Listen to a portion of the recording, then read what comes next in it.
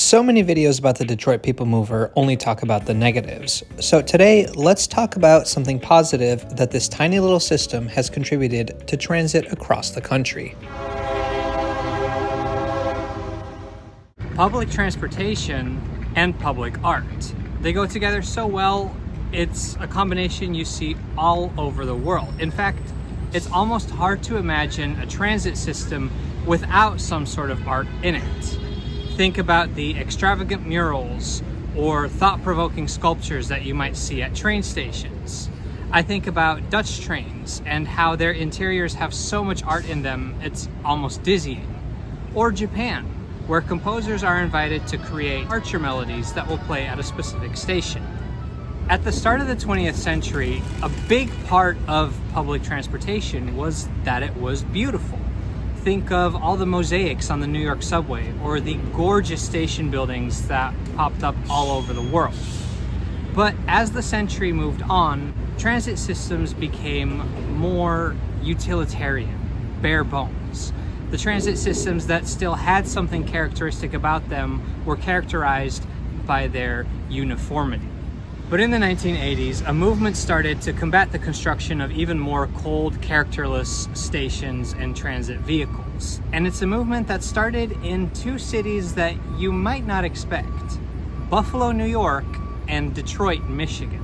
A few years ago, Lindsay's uncle gave me this book. It's called Art in the Stations. It's about the Detroit People Mover, and the book talks about all the different artwork that you can find in the People Mover system, but also how they got the artwork in the first place. See, we like to make fun of Detroit because it is the car capital of the world. You might think they were always pro-car, anti-transit, but that's not true. In fact, Detroit once had the largest municipally run streetcar system in the entire country. Now, the streetcars were gone by the 1950s, but just a few decades later, planners were considering building a light rail system that would span the entire region. And at the centerpiece of that system would be the Detroit People Mover, a 3-mile, one-directional loop that would connect different destinations downtown, distributing people to where they need to be. Unfortunately, only the People Mover was built, not the rest of the system. Now, originally, the stations of the Detroit People Mover were going to be just as boring and uninviting as transit stations in other places during that time. But a woman by the name of Irene Walt saw what they were doing in Buffalo, adding art to train stations, and figured that Detroit deserved something beautiful like that too. In 1984, Irene Walt met with the project director of the Detroit People Mover, a man named David McDonald. He gave her an office in the headquarters, and she started finding artists who would contribute to the public art in the Detroit People Mover. Eventually, 15 artists were selected. A few weeks ago, my friend Josh and I had the opportunity to travel to Detroit, and we made sure to go for a ride on the People Mover. Specifically, I brought this book with me and wanted to look at some of the artwork along the line. We didn't have the chance to see all of it, but I selected a few stations that I thought were representative of this fascinating piece of Michigan history. The Detroit People Mover is 3 miles long with 13 stations. There's only one track, so trains run in one direction around downtown Detroit. 13 stations and 15 artists means that every station has at least one piece of public art incorporated into it. Now, the last time I rode the Detroit People Mover was in 2018, and surprisingly, even though that's not that long ago, a lot had changed. For one, back when I first rode it, a ride cost 75 cents. You'd pay the fare and get a token which you would use to open the gates. But now the People Mover is free.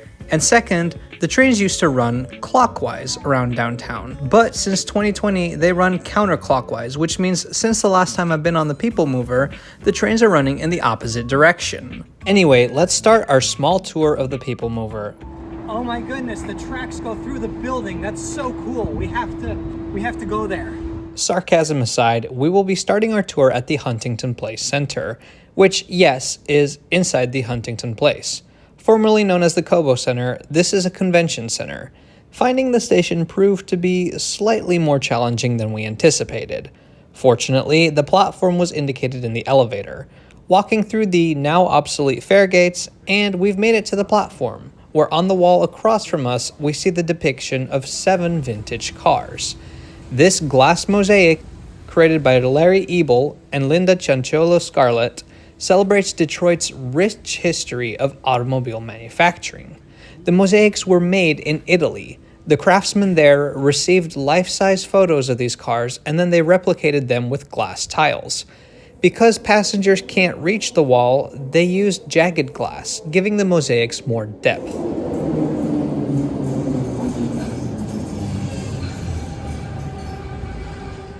How fun to be on a train with a Meijer ad wrap on it.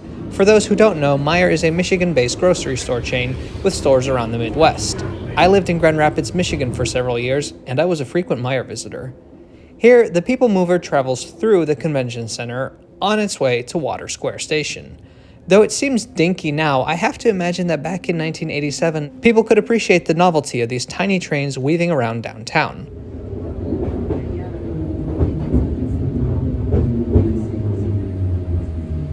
Rides are always free on the Detroit People Mover. Enjoy downtown.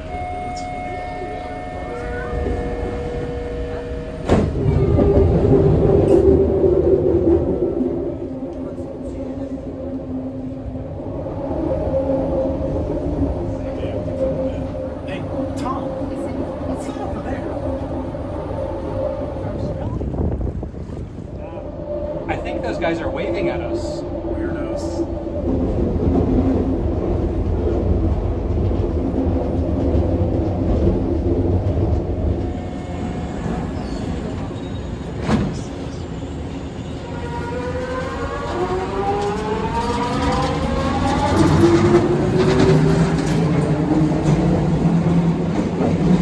We've gotten off at Financial District Station. Here, the colorful painted animals command our attention. I don't think those bunny ears are part of the art installation. Not sure, but doubt it. This piece is called D for Detroit, created by tile painter Joyce Kozloff. The different animals that tower above the staircase all play a part in the story of Detroit. It's a good example of how creating art for transit demands adaptability.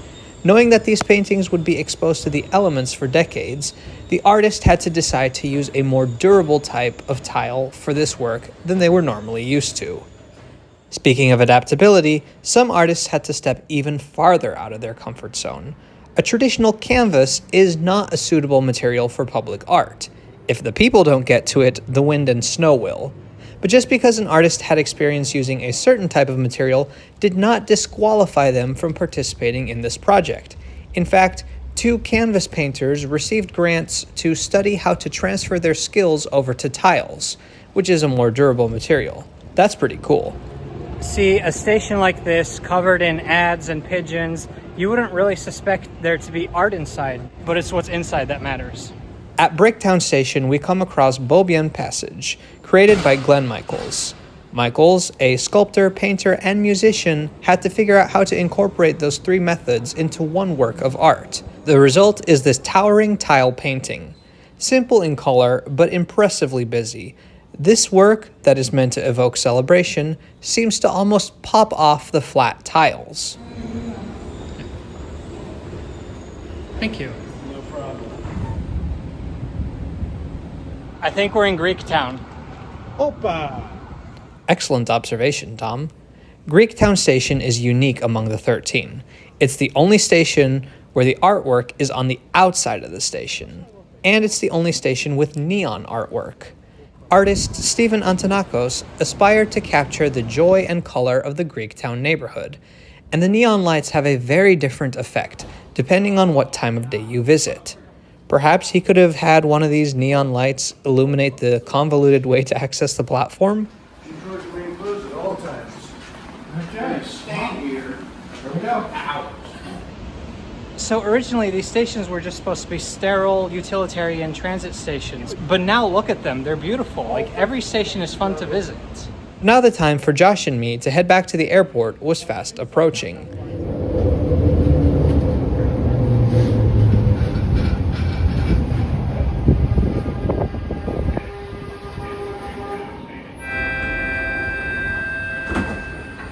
I would have loved to tour all 13 stations. They all have paintings, sculptures, something that makes them unique and beautiful. Maybe someday I'll come back and do the rest. Let me know if that's something you'd like to see. You can also find the Art in the Stations book online. I've added a link in the description.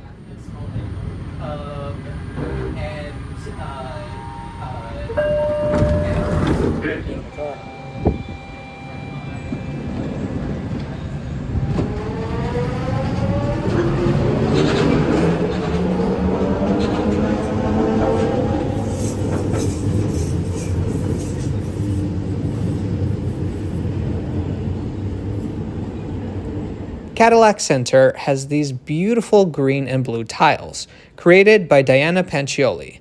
Like many of the tiles throughout the system, they were created at Pewabic Pottery, a famous Detroit pottery school that opened in 1903. Pewabic tiles can be found in DC, in the New York subway, and of course in Detroit. These at Cadillac Center were made in the 1930s. Meant for a brewery that was never built. When the owner of the brewery heard about the Art in the Stations program at the Detroit People Mover, he donated them. But perhaps even more fascinating is this tiny little bronze relief, depicting Madame de la Motte Cadillac, the wife of Detroit's founder. This was made in 1901, and it hung in the Detroit Museum of Art.